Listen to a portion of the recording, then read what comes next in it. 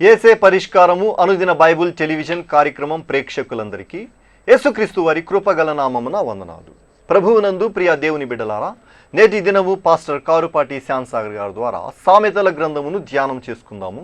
మీరందరూ బైబుల్తోనూ నోట్బుక్తోనూ సిద్ధపడి ఉంటే పాస్టర్ కారుపాటి శ్యామ్ సాగర్ గారు ప్రార్థన చేసి ఈ దినపు వాక్య పరిచర్య చేస్తారు. ప్రభువునందు ప్రియమైన దేవుని బిడ్డలారా, ఈ రాత్రి కాలపు వాక్య భాగం కొరకు ఆర్థిక సహకారం అందిస్తున్నటువంటి వారు కొమడవోలు వాస్తవ్యులు యాదాల అశోక్ గారికి ఉద్యోగం వచ్చిన సందర్భంగా తల్లిదండ్రులు యాదాల ఆమెన్ సిల్లా గారు, శ్రీమతి మేరీ నిర్మలా కుమారి గారు మరియు కుటుంబ సభ్యులు సహకారం అందిస్తున్నారు.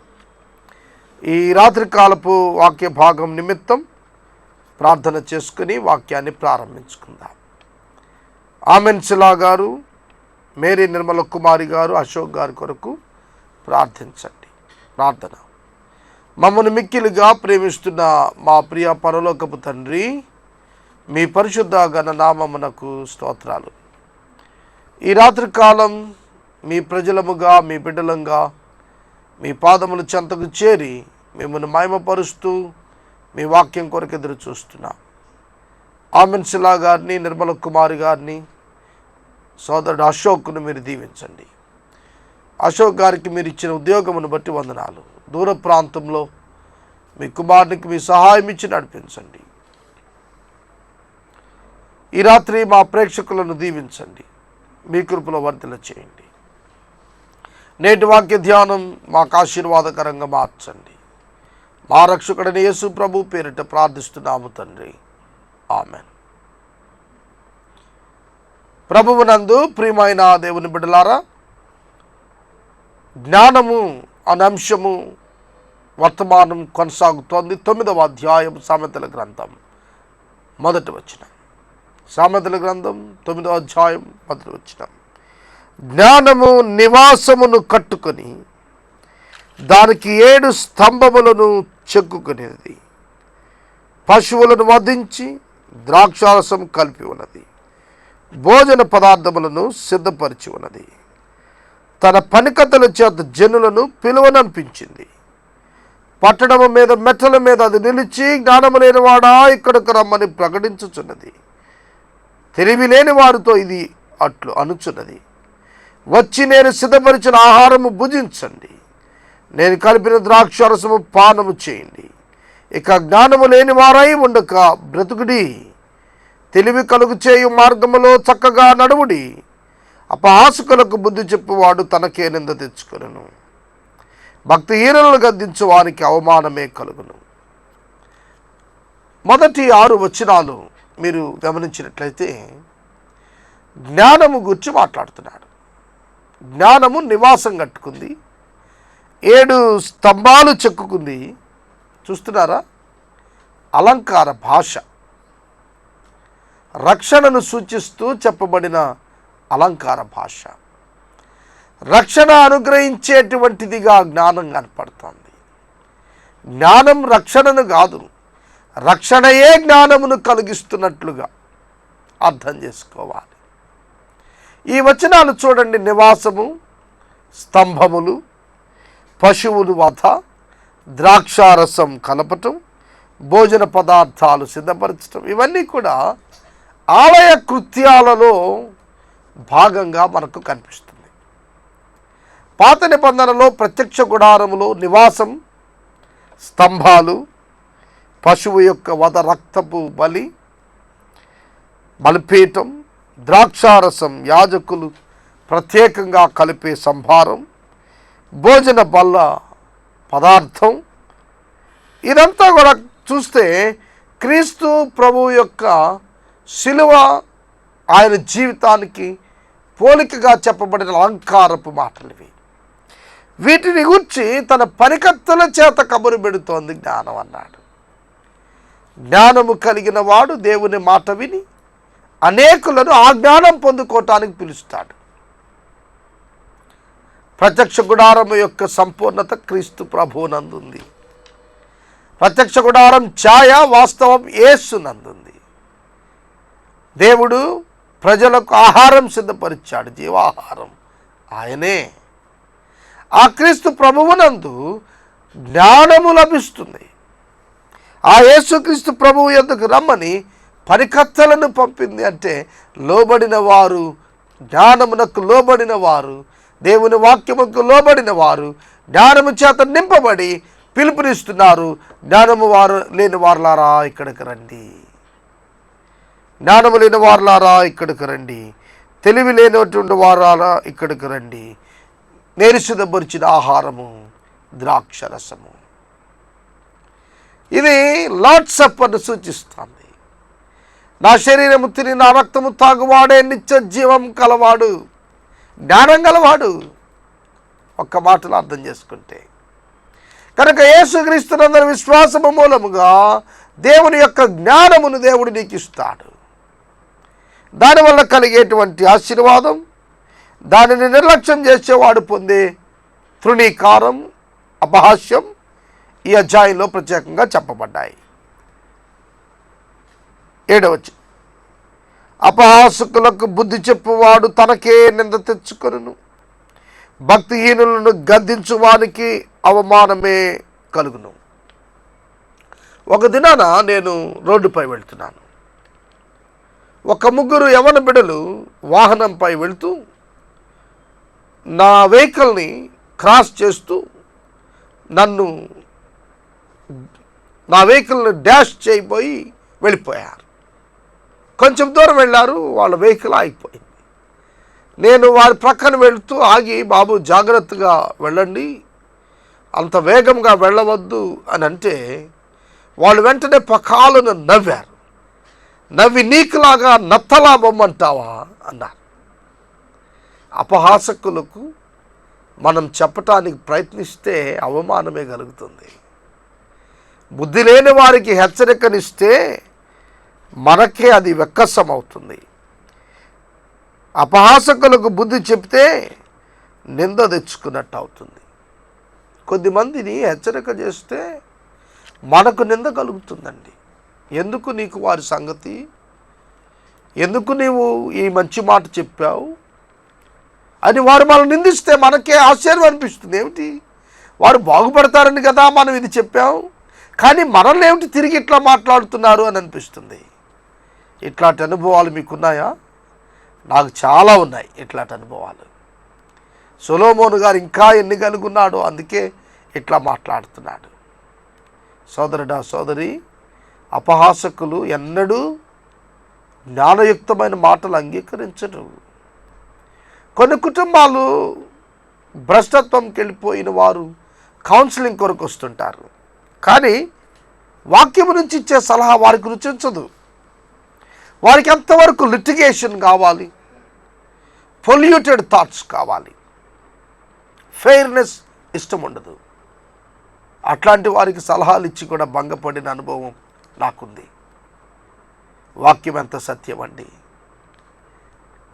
కీలు ఎరిగి వాత పెట్టమని సామెతను చూశారు. లోకస్తులకు లోకస్తులే చెప్తారు, కానీ ప్రభువుని ఎరుగని వారికి వాక్యం కౌన్సిలింగ్ వాళ్ళు ఏం తీసుకుంటారండి? ప్రభువుని అంగీకరించిన వాడికి అది వ్యర్థం. మనకు తిరిగి బోధ చేస్తారు, నీకేం తెలియదులే పొమ్మంటారు.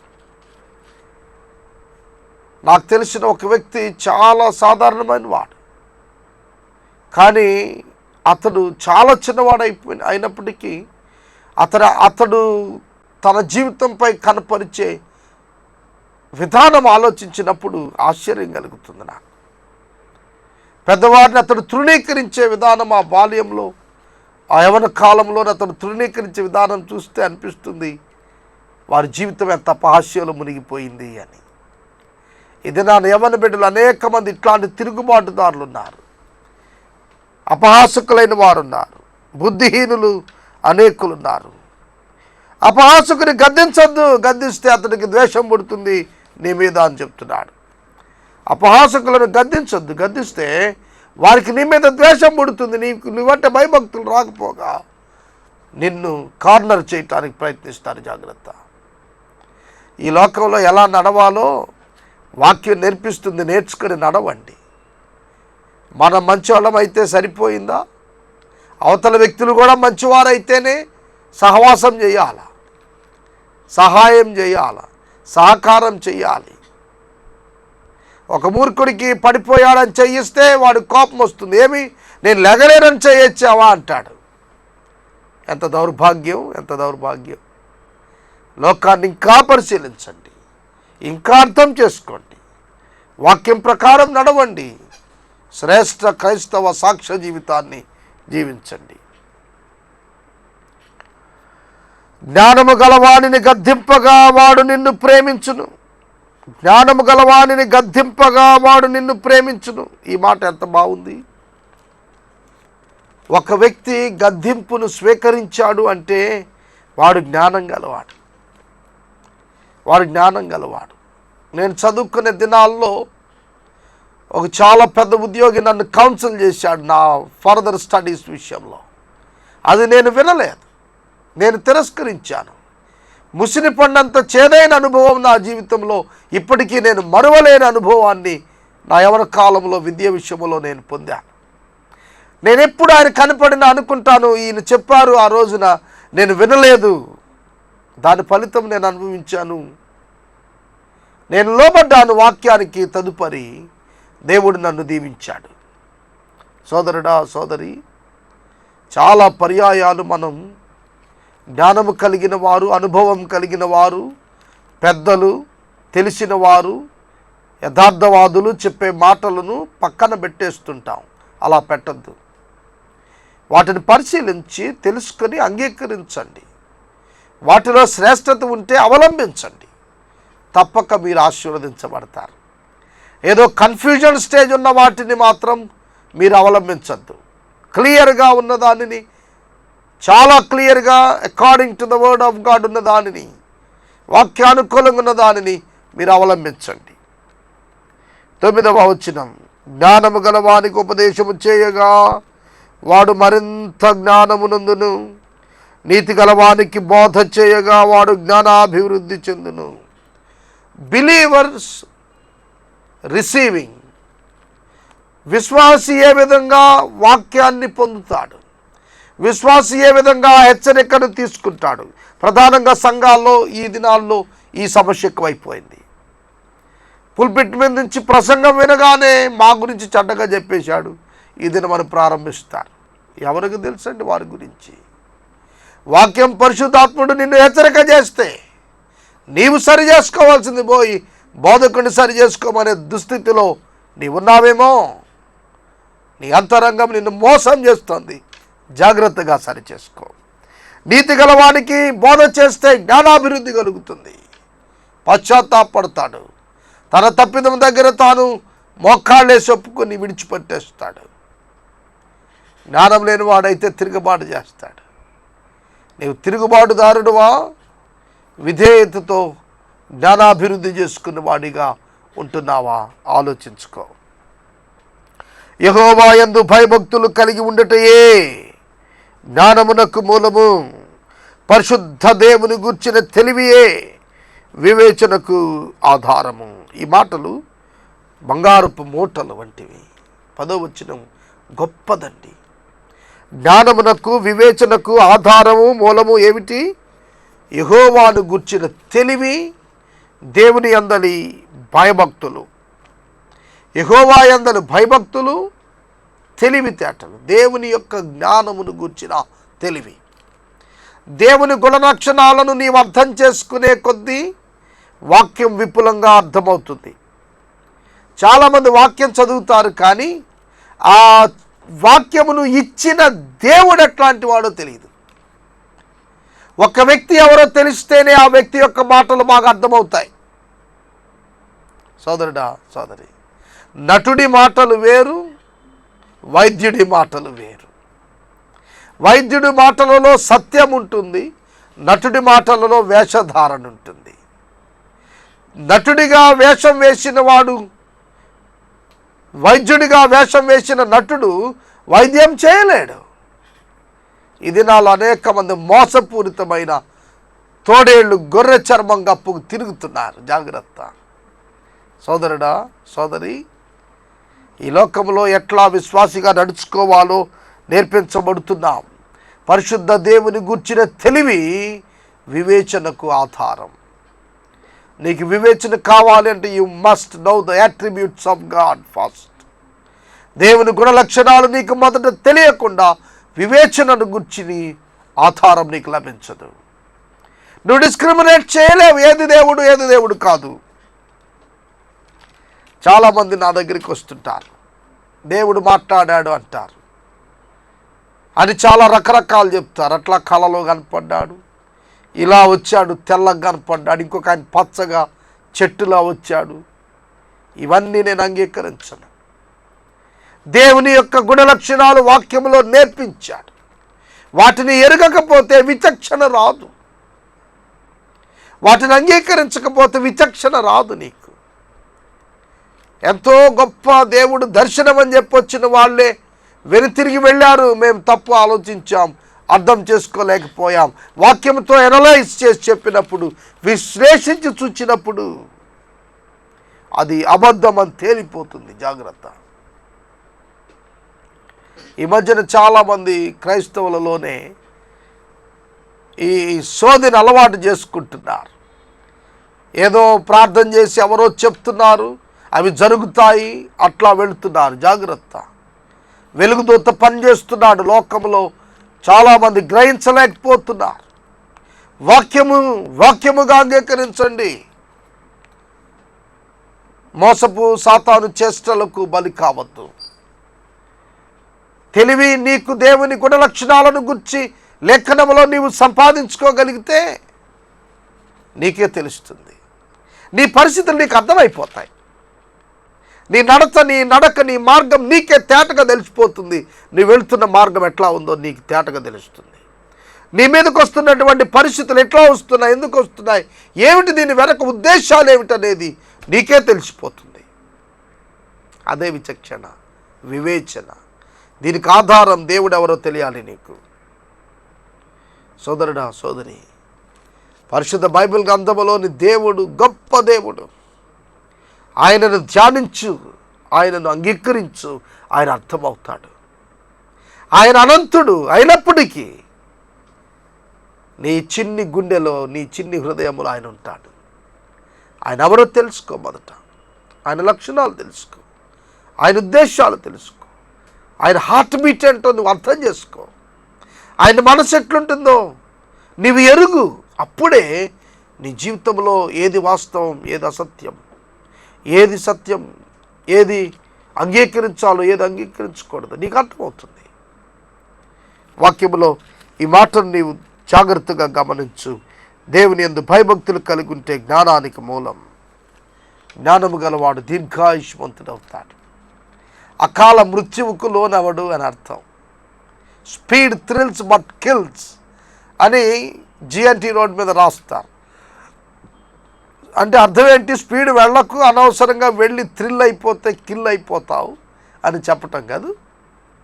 అవును, జ్ఞానము దీర్ఘాయుష్నిస్తుంది. అంటే వాక్యానికి లోబడితే నీ జీవితంలో ఎన్నడూ ఎవరితోనూ నీకు సమస్య ఉండదు. నీ సమస్యల్లో నీ కారణంగా నీ సమస్యలు వృద్ధి చెందకుండా కాపాడుకోవటానికి నీకు దేవుడిచ్చే జ్ఞానం ఉపయోగపడుతుంది. నీవు జీవించే సంవత్సరాలు అధికమవుతాయి. నీవు జ్ఞానివైతే నీ జ్ఞానము నీకే లాభకరం. నీవు అపహసించిన దానిని నీవే భరించాలి. జ్ఞానం లేదు, పాడు లేదు, మాకేం చెప్పొద్దు అంటావా? ఆ అవమానం నీకే వస్తుంది. జ్ఞానమా నాకు కావాలి, నేను దాన్ని కలిగి ఉంటాను అని ఆశపడతావా? నీకు అది జ్ఞానాన్ని ఇస్తుంది. సోదరుడా, సోదరి, వాక్యము వలననే నీకు జ్ఞానం అబ్బుతుంది. బుద్ధిహీనత అనున్నది బొబ్బలు పెడుతుంది. అది కాముకురాలు, దానికి ఏమీ తెలివిలేదు. బుద్ధిహీనత. సామెతల గ్రంథంలో అత్యధికంగా యవన బిడ్డలకు వ్యభిచారం, జారత్వం గూర్చి హెచ్చరికలు ఎక్కువ చేశాడండి. కాముకురాలు అన్నాడు. కామం చేత కళ్ళు మూసుకుపోయింది. అది అలంకారంగా ఉపయోగిస్తున్నాడు ఇవన్నీ కూడా. ఎందుకు? అది బొమ్మలు పెడుతుంది, జాగ్రత్త అంటాడు. ఈ విషయాలు మనం ఆలోచన చేస్తే బుద్ధిహీనత కలిగిన వారు తమ జీవితాన్ని ఎంతగా నష్టపోతున్నారో తెలుసుకుంటారు. బుద్ధి కలిగిన వారు తమ పరిశుద్ధ జీవితం చేత తాము ఘనతను ఆశీర్వాదాన్ని పొందితే, బుద్ధిహీనులు కాముకరాలకు చిక్కుకుపోయి, తెలివి లేని దానికి చిక్కుకుపోయి జీవితాన్ని పాడు చేసుకుంటారు. అది తన ఇంటి వాకిట కూర్చుని రాజవీధుల్లో పీఠం మీద కూర్చుండును. ఆ దారిని ప్రోవుచున్న వారిని పిలిచి తమ త్రోవను చక్కగా వెళ్ళే వారిని చూచి, ఆశ్చర్యం కదండి, త్రోవలో చక్కగా వెళుతున్న వాడిని చూచి జ్ఞానము లేనివాడా ఇక్కడికి రమ్మని పిలుస్తుందట. జ్ఞానము జ్ఞానహీనులను పిలుస్తుంటే, బుద్ధిహీనతయు జ్ఞానహీనులారా రండంటోంది. ఎవరిని? వాస్తవంగా జ్ఞానము లేని వారిని జ్ఞానం పిలుస్తోంది. జ్ఞానమున్న వారిని బుద్ధిహీనత జ్ఞానము లేని వారులారా అని పిలుస్తోంది. తేడా గమనించారా? జ్ఞానము ఒరిజినల్గా లేని వారిని జ్ఞానం పొందడానికి రమ్మని పిలిస్తే, బుద్ధిహీనత జ్ఞానము కలిగి నడుచుకుంటున్న వారిని డైవర్ట్ చేయటానికి జ్ఞానహీనులారా నా దగ్గర నన్ను పిలుస్తుంది. అంటే శోధన అని అర్థం చేసుకోవాలి. ఏమిటా శోధన? నీ జ్ఞానం లేదు, నేను ఇస్తాను రా అని. ఏదైనా వనంలో ఆదాము హవ్వలకు వచ్చిన శోధన అదే. మీరు చావనే చావరు. ఎవరు చెప్పారు దస్తారని? పండు తింటే దస్తారని చెప్పాడు. పండు తినకపోతే చావు లేదు కదా. చావు అన్నప్పుడు భౌతిక మరణం కాదు, దేవుని నుండి వేరవటం. ఆదికాండం 2వ అధ్యాయం 17వ వచనంలో చెప్పిన మరణము భౌతిక మరణం కాదు, దేవుని నుండి వేరొకట అని అర్థం. నీవు చావనే చావవు అంటే అది కావాలనుకున్నారు. వాస్తవానికి వారు సక్రమ మార్గంలో ఉన్నారు, కానీ అపవాది వారిని శోధించినప్పుడు మీరు సరైన మార్గంలో లేరు, ఇప్పుడు ఇది తింటే సరైన మార్గంలోకి వస్తారు అన్నాడు. వారు చిక్కుకుపోయారు. బుద్ధిహీనత అపవాది నుండి కలుగుతుంది. జాగ్రత్త. నేను కమ్యూనికేట్ చేశానో లేదో మీరు అర్థం చేసుకోవడానికి ప్రయత్నం చేయాలి. బుద్ధిహీనత అపవాది నుండి కలుగుతుంది. చక్కటి మార్గంలో వెళుతున్న మన బిడ్డలను సైతం ఈ బుద్ధిహీనత ఆహ్వానించి మరి పాడు చేస్తుంది. స్నేహితులను జాగ్రత్తగా పరిశీలించుకోండి. మీకు వస్తున్న ఇన్విటేషన్స్ను జాగ్రత్తగా పరిశీలన చేసుకోండి. చాలా బ్యాడ్ ఇన్విటేషన్స్ ఉంటాయి. జాగ్రత్త. యవన బిడ్డలు, చాలా మంచిగా కనపడుతున్నాడు స్నేహితుడు అని అనుకుంటున్నావా? మోసపోతావు. చాలా మంచిగా కనిపిస్తున్నాడు ఈ అంకుల్, మంచిగా నన్ను నడిపించగలుగుతాడు అనుకుంటున్నావా? పరిశీలించకపోతే మోసపోతావు. జాగ్రత్త. వాక్యము లేని వ్యక్తులతో నీ జీవితం ఉండకూడదు. వాక్యము చొప్పున నడవని వారితో నీ సహవాసం ఉండకూడదు. జాగ్రత్త, పడిపోతావు. వాక్యమును అంగీకరించిన వారిని ప్రభు ప్రేమతో ప్రేమించు. వారి క్రియలలో పాలుభాగస్తుడవు కావద్దు. తెలివి లేనివాడు అచ్చట వచ్చుట చూచి దొంగిలించు నీళ్లు తీపి, చాటున తినిన భోజనము రుచి అని చెప్తుందట. అపవాది ఏం చెప్తాడు తెలుసా? దొంగిలించిన నీళ్లు తీపి, చాటుగా తిన్న భోజనం రుచి అని చెప్తాడు. అంటే నువ్వు పాపం చేయి, అది రుచుకుంటుంది. నువ్వు పాపంలో బతుకు, అది తీయకుంటుంది అని చెప్తాడు. తెలివి లేనివాడు చిక్కుకుపోతాడు, వివేచన లేనివాడు చిక్కుకుపోతాడు, జ్ఞానహీనుడు చిక్కుకుపోతాడు, బుద్ధిహీనుడు చిక్కుకుపోతాడు. దాని మార్గము పాతాళ మార్గము. అచ్చట ప్రేతలున్నారనియు, బుద్ధిహీనతను దాని ఇంటికి వెళ్ళువారు పాతాళ కుంభములు ఉన్నారని వారికి ఎంత మాత్రము తెలియదు. How sad it is. ఎంత విచారమండి, వారికి ఎంత మాత్రము తెలియదు. ఈ లోకములు అనేక మంది చనిపోతున్నారు కదూ. చనిపోతున్న వారిని చూచి మనం బాధపడుతున్నాం. అయ్యో చనిపోతున్నారని బాధపడుతున్నావు. అయితే వారు ఎక్కడికి వెళుతున్నారో తెలిస్తే ఇంకా బాధపడతావు. సాగర్ గారు ఇట్లా చెప్పారేమిటి అని నీకు అనిపించవచ్చు. నేను చెప్తోంది నా మాట కాదు, వాక్యం మాట. నేను నా వ్యక్తిగతంగా చెప్పడానికి నాకేం తెలుసు? వాక్యం చెప్తున్నదే నేను చెప్తున్నాను. క్రీస్తుని అంగీకరించని వారు పాతాళ వశం అయిపోతారు. సోదరుడా, సోదరి, వారికి తెలియదు. వారు బుద్ధిహీనతలో ఉన్నారు, వారికి తెలియదు. దొంగిలించిన నీరు తీపి అనుకుంటున్నారు, చాటును తిన్న భోజనం రుచి అనుకుంటున్నారు. వాస్తవంలో జీవించకపోతే ఇలాగే ఉంటుంది, సత్యమెరగకపోతే ఇలాగే ఉంటుంది. లంచము తీపి అనుకుంటారు, పాపము రుచి అనుకుంటారు, చివరికి పాతాళ మార్గంలో ఉన్నారు. ప్రేతలున్న చోట పడిపోతారు. ప్రియమైన దేవుని బిడ్డలారా, వాక్యముకు విరుద్ధంగా నడవవద్దు. It is not option, it is compulsory. వాక్యం ప్రకారం నడిస్తే నడవచ్చు, లేకపోతే లేదు అని చెప్పడం లేదు బైబిల్. ఖచ్చితంగా నడిచి తీరండి అని హెచ్చరిక చేస్తోంది. నా మాటలు నేను ఇక్కడ ముగిస్తున్నాను, సమయం అయిపోయింది. బుద్ధిహీనతలో చిక్కుపడద్దు, పాపములో జీవించద్దు. మీకు చెప్తున్నాను, నాకు చెప్పుకుంటున్నాను. ఇది మన జీవితాల్లో చాలా పెద్ద హెచ్చరిక. సామెతల గ్రంథం గొప్ప గ్రంథం. ఈ వాక్య ధ్యానాలు మీకు ఎట్లా ఉన్నాయో జస్ట్ ఒక ₹1 వెచ్చించి ఒక పోస్ట్ కార్డ్ రాయండి.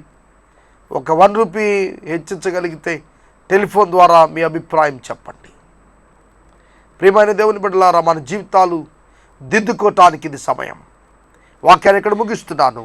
రేపటి వాక్య ధ్యానములో 10వ అధ్యాయాన్ని మనం ప్రారంభించుకుంటాం. ఈ రాత్రి కాలపు వాక్య భాగమునకు సహాయం చేసిన వారు కొమడవోలు వాస్తవ్యులు యాదాల అశోక్ గారికి ఉద్యోగం వచ్చిన సందర్భంగా తల్లిదండ్రులు యాదాల ఆమెన్సిలా రెవెన్యూ ఇన్స్పెక్టర్ గారు, తల్లి మేరీ నిర్మల కుమారి టీచర్ గారు, వీరి కుటుంబ సభ్యులు సమర్పిస్తున్నారు. ఆమెన్సిలా గారు పరిష్కారానికి చిరపరిచితులు. ఈ కుటుంబం కొరకు ప్రార్థించండి. ఈ కుటుంబం ఎట్లా కృతజ్ఞతతో ప్రసారంలో భాగస్థులయ్యారో మీరు కూడా ప్రభువుకు కృతజ్ఞత కలిగి సువార్త ప్రకటించండి. మనము ఇంతవరకు పాస్టర్ కారుపాటి శ్యామ్ సాగర్ గారి ద్వారా సామెతల గ్రంథమును ధ్యానం చేసుకున్నాము. ఈ కార్యక్రమం ద్వారా మీరు పొందుకొనుచున్న ఆత్మీయ మేలులు ఒక ఉత్తరం ద్వారా మాకు తెలియచేయండి. మీ ప్రార్థనా మనవులు మాకు తెలియచేస్తే సోమవారం నుండి శనివారం వరకు ఏసే పరిష్కారము కార్యాలయంలో ఏర్పాటు చేసిన 6 గంటల ప్రార్థనా శిబిరంలో మీ కొరకు ప్రత్యేకంగా ప్రార్థిస్తాము. మీ కుటుంబ పక్షముగా ఒక ఎపిసోడ్ ప్రసారం చేయాలనుకున్నారు మాకు తెలియచేయండి. అలాగే ఈ కార్యక్రమానికి ప్రతి నెల ₹100 కానీ ₹50 కానీ ₹25 కానీ ఆర్థిక సహకారం అందించాలనుకునేవారు మాకు తెలియచేస్తే మా సిబ్బంది మీ గృహాలను దర్శిస్తారు. ఏసే పరిష్కారము ప్రేక్షకులకు ఒక ప్రత్యేకమైన ఆహ్వానము. ఏలూరు పత్తేబాదాలో వేదరాజు సినిమా హాలు ఎదుట ఉన్న గ్యాస్ గోడౌన్ ప్రక్కన పాస్టర్ కారుపాటి శ్యామ్ సాగర్ గారి చేత నిర్వహింపబడుతూ ఉన్న బెరాకా ప్రార్థనా సహవాసానికి మిమ్మల్ని అందరినీ ప్రేమపూర్వకంగా ఆహ్వానిస్తూ ఉన్నాము. ఆదివారపు ఆరాధన ఉదయం 10 గంటల నుంచి 1 గంట వరకు ఉంటుంది. ముగింపు ప్రార్థన ఆశీర్వాదాలతో ఈ కార్యక్రమాన్ని ముగించుకుందాం. ప్రార్థన చేసుకుందాం. దయచేసి తలలు వంచండి, ప్రార్థనలో ఏకీభవించండి. మమ్మలను మిక్కిలిగా ప్రేమిస్తున్న మా ప్రియ తండ్రి, మీకు వందనములు. వాక్యము నుండి మాకు అనేక హెచ్చరికలు ఇచ్చారు. మా జీవితాలు చక్కదిద్దుకోవటానికి సహాయం చేయండి. పాపమును ఖండించినారు, మీకు కృతజ్ఞతలు ప్రభు. ఈ రాత్రికాలం అశోక్ కొరకు ప్రార్థిస్తున్నా. ఆమెన్సిలా గారిని, నిర్మల కుమారి గారిని దీవించండి. ఎపిసోడ్ స్పాన్సర్స్ను లేవనెత్తండి ప్రభువా. సువార్త ప్రకటనలో అనేకులు భాగస్థులై దీవించబడులాగున సహాయము చేయండి. మమ్మల్ని అందరినీ మీ చేతికి అప్పగిస్తున్నా. మా ప్రేక్షకులను దీవించండి, ఆత్మీయ మేలుల చేత దీవించండి, ఆరోగ్యం ఇచ్చి భద్రపరచండి. వేసవి కాలంలో కృపనివ్వండి ప్రభు. ఎవరికి ప్రాణహాని కలుగకుండా కాపాడండి. అటువలనే ప్రభువా, ఈ రాత్రికాలం ప్రత్యేకంగా పరిష్కారాన్ని దీవించి కొనసాగునట్లు ద్వారములను తెరిచి మీ నామ మహిమ పొందమని యేసయ్య ద్వారా అడుగుచూ ఉన్నాము తండ్రి, ఆమెన్. మన తండ్రి అయిన దేవుని ప్రేమ, కుమారుడైన యేసుక్రీస్తు ప్రభు వారి యొక్క కృప, పరిశుద్ధాత్మ దేవుని యొక్క అన్యోన్య సహవాసము సదాకాలము మనకందరికీ తోడై ఉండునుగాక. ఆమెన్.